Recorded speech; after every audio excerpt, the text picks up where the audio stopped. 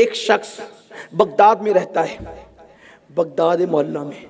वह गौस पाक के पास आया, मेरे मुर्शिद के पास, और कहता है सरकार मेरी बेटी छत पे थी, उसे किसी ने उठा लिया, गुम हो गई मेरी बच्ची, ढूंढ रहा हूं मिलती नहीं। गौस पाक ने फरमाया जंगल में जा और मेरा नाम लेना। तवज्जो, नाम की बात आई, नाम लेना। उनके नाम से बिगड़ियां बनती है। मेरा नाम लेना और नाम लेकर दायरा खींचना। बल्कि शेखुल इस्लाम अल्लामा अनवारुल्लाह फारूकी रहमतुल्लाह अलैह ने नाम लेने का तरीका ये लिखा है, बिस्मिल्लाही अला नियती शेख अब्दुल कादिर जिलानी अल गौसिल आजम रदी अल्लाह ताला। ये करके दायरा खींचना, दायरे के बीच में बैठ जाना, नाम लेकर दायरा खींचना, दायरे के बीच में बैठना। फिर मखलूक गुजरेगी, कोई तेरे पास आएगा, आकर के तेरी फरियाद पूछेगा, वो बात कर लेना उससे। गौस पाक का वो गुलाम था, दायरा खींच के बैठ गया। रात, जंगल की रात, अलग अलग डरावनी शक्ल के लोग गुजरते गए, लेकिन इसको किसी ने कुछ नुकसान नहीं पहुंचाया। क्यों? गौस पाक के नाम के दायरे में बैठा था।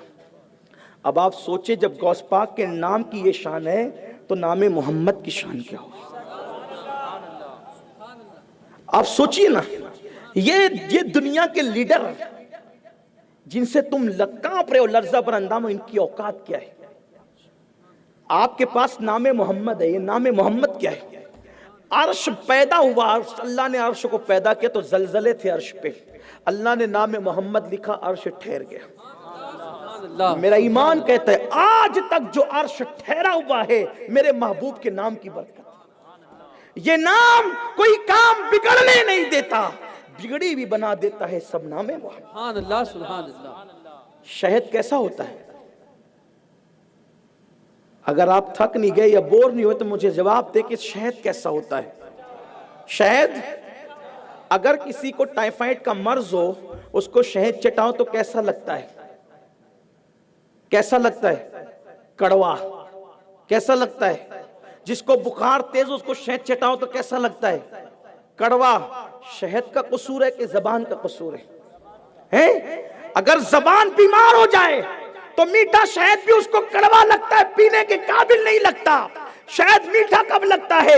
जब जबान बीमार ना हो। नादान, नाम मोहम्मद वो शहद है कि तेरी हर मुश्किल इसकी बरकत से टल जाएगी। तूने अपनी जबान को गुनाहों से बीमार कर लिया है, तू गुनाहों से शिफा हासिल कर और फिर अपनी शिफा याब जबान से नाम लेकर देख। जो यूनुस को मछली के पेट में नाम मोहम्मद ने फायदा पहुंचाया है, वही फायदा तुझे भी मिल सकता है। नूह को कश्ती में नाम मोहम्मद ने जो फायदा पहुंचाया है, वो फायदा तुझे भी मिल सकता है। आदम को नाम मोहम्मद ने जो फायदा पहुंचाया है, वो फायदा तुझे भी मिल सकता है। शर्त ये है, नूह वाली जबान लेकर के आ, अल्लाह तुझे वो फायदा जरूर अता फरमाएगा। खुदा ने हमें कैसा बड़ा वसीला दिया। जबान गंदी करके नुकसान कितना उठाया। यही जबान गीबत करे, यही जबान चुगली करे, यही जबान हराम लुकमा खाए। लज्जतों के लिए हराम में इतना डूब गए, लज्जतों के लिए हराम में। अरे बिरयानी खाओ या कीमती से कीमती लजीज गिजा खाओ या सूखी रोटी, खाने की लज्जत कहां तक है पता है? 2 उंगली की लंबाई के फासले तक।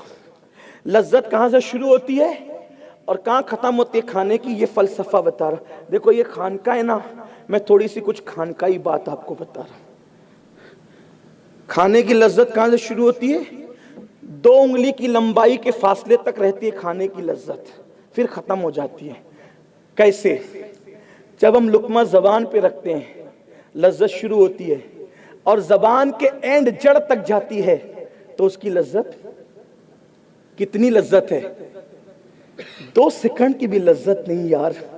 और जब हलक के नीचे लुकमा उतरता है तो जो अंजाम सूखी रोटी का होता है वही अंजाम बिरयानी का भी होता है, वही अंजाम तली हुई चीजों का भी होता है। सिर्फ 2 उंगल के फासले की लज्जत के लिए कितना बड़ा नुकसान उठा रहे हो।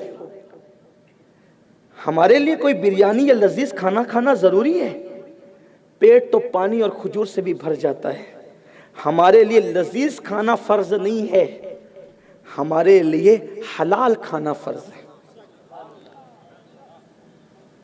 छोड़ देना, अगर नहीं मिलती है हलाल बिरयानी छोड़ दें, हलाल लजीज ग़िज़ाएं नहीं मिलती छोड़ दें। अरे कुछ ऐसे भी तो लोग गुजरे हैं जिन्होंने सूखी रोटियां खा के गुजारा किया, जिन्होंने खजूर खा के गुजारा किया। क्यों हम हलाल की तरफ नहीं है? और हलाल खा के देखो फिर उसकी बरकत देखना। सरकार गौस पाक फरमाते हैं मैंने कभी हराम नहीं खाया,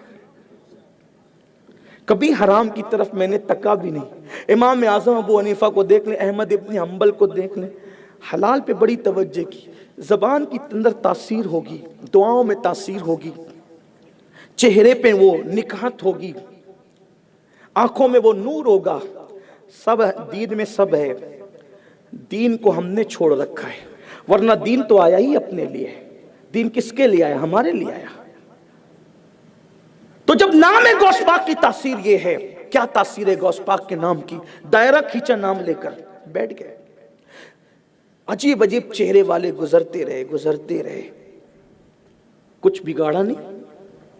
जिन्नात थे वो सब, और जिन्नात कुछ नहीं बिगाड़ते गौस पाक के सच्चा नाम लेवा का। ये बेचारे बैतुल माल के पैसे पे पलने वाले अपना क्या बिगाड़ सके? ये बात इतनी कोई गुलाम बने, कहानी किस्से की बात नहीं हो रही, हकायक। अभी मैं आपसे नारा नहीं चाहता, मैं आपसे हकीकतों का एतराफ चाहता हूं।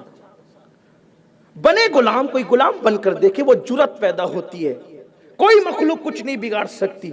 गुजरते रहे, गुजरते रहे, आखिरी में कर्रो फर के साथ आया, देखकर लगता था कोई बादशाह है। उसने बैठा हुआ देखा, वो अपनी सवारी से नीचे उतरा, नीचे उतर के वो लकीर को उसने छूमा, लकीर चूमी। अगर आप बुरा नहीं माने तो एक जुमला कह दूं, शायद जिन्नातों में कोई वहाबियत का फतवा देने वाला नहीं होगा कि छूमना हराम या शिर्क है। सुभान अल्लाह। और उस दौर में तो इंसानों में भी कोई नहीं था फतवा देने वाला, लेकिन उसने लकीर चूमी। कौन सी लकीर? हर लकीर नहीं, जो मेरे मुर्शिद गौस पाक के नाम से लकीर खींची गई, वो लकीर चूमी। और वो लकीर के बाहर ही बैठ गया और बैठ करके कहा क्या हाजत है तुम्हारी? तो उसने कहा मैं गौस पाक का गुलाम हूं, मेरी बेटी छत से गुम हो गई, गौस पाक के पास गया था, सरकार गौसुल आजम दस्तगीर ने मुझे यहां भेजा और ये अमल करने के लिए कहा। उसने कहा कि इस बदबख्त गुस्ताख ने इस गुलाम गौस आजम की बेटी ली है, उसको बुलाया जाए। उसको पकड़ के लाया गया तो बच्ची भी उसके पास मौजूद थी, वो जिन भी मौजूद था। फिर पूछा तेरी हिम्मत कैसे हुई गौस पाक के गुलाम के घर तक जाने की? तेरी औकात क्या है गौस पाक के घर तक, गुलाम के घर तक जाने की?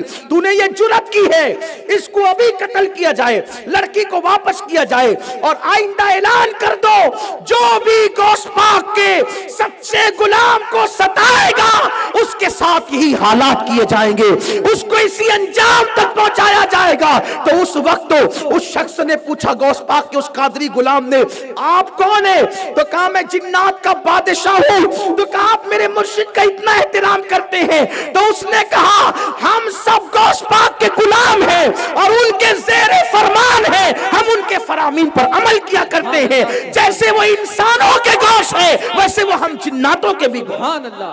नारे तकबीर, नारे रिसालत, जश्ने गौसुल वरा।